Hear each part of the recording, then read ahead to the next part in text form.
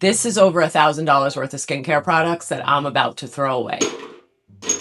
I realize that my bathroom floor looks like a Sephora return bin, but it's not because I'm high maintenance. It's not even because I'm wasteful. We gotta talk about how it got this bad, how I spent this much money, how I was influenced to get this and this and this. This actually works.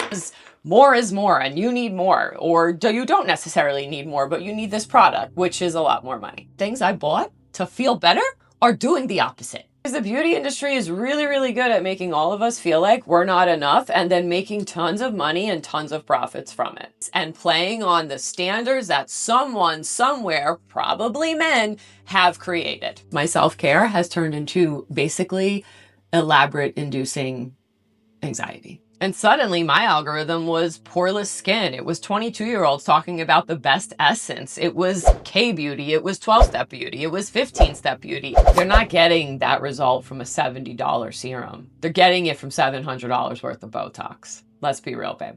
And this whole journey kind of started with the fear of aging and my lack of control and, playing on my insecurities, but it kind of became more about my power to kind of say no and to stop just feeding into the hype and for letting people I don't even know on the internet tell me what's best for me.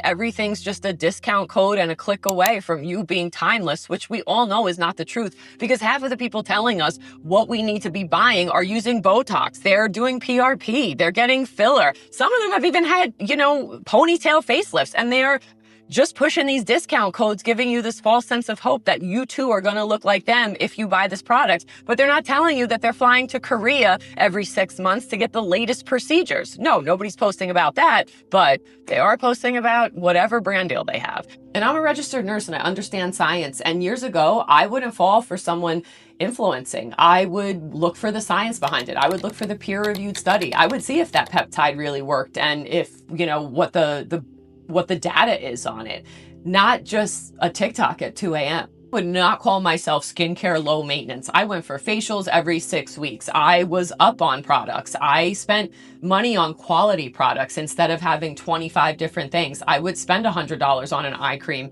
instead of having 5 on my shelf that maybe I was using in rotation that ended up being $15 or $20 each. And skincare never gave me anxiety. It gave me a place to kind of have a wind down, to connect with myself and to have a nice self-care ritual. And somewhere that kind of got lost. A great marriage, right?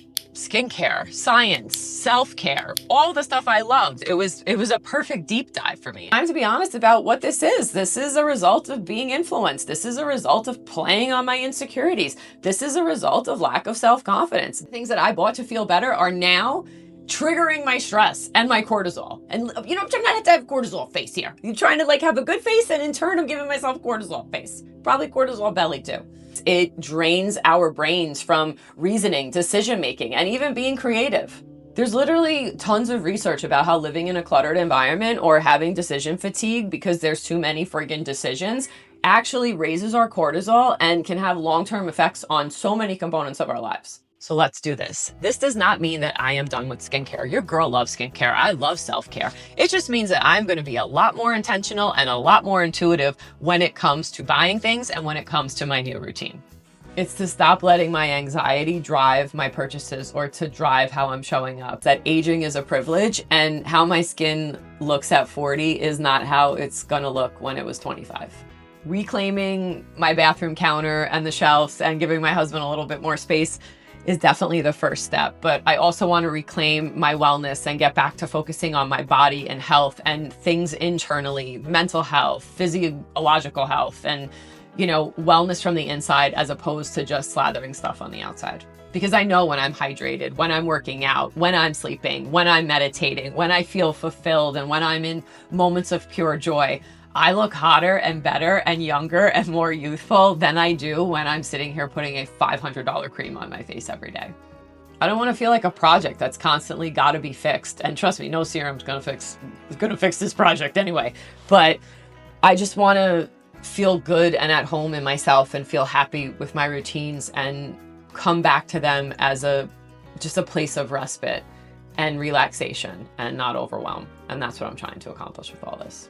I'm glad you're here with me on this whole thing. And I don't know if any of this is resonating with you. I don't know if you're feeling overwhelmed by all of your stuff, or maybe all of your purchases, or all the stuff that's happened over the last 4 years that has kind of fried our nervous systems and our brains. But if you do resonate with this, please comment below. Let me know how you're approaching your skincare. Let me know how you're moving forward with things but that actually work, that you 100% stand 10 toes down on. Please put those in the comments.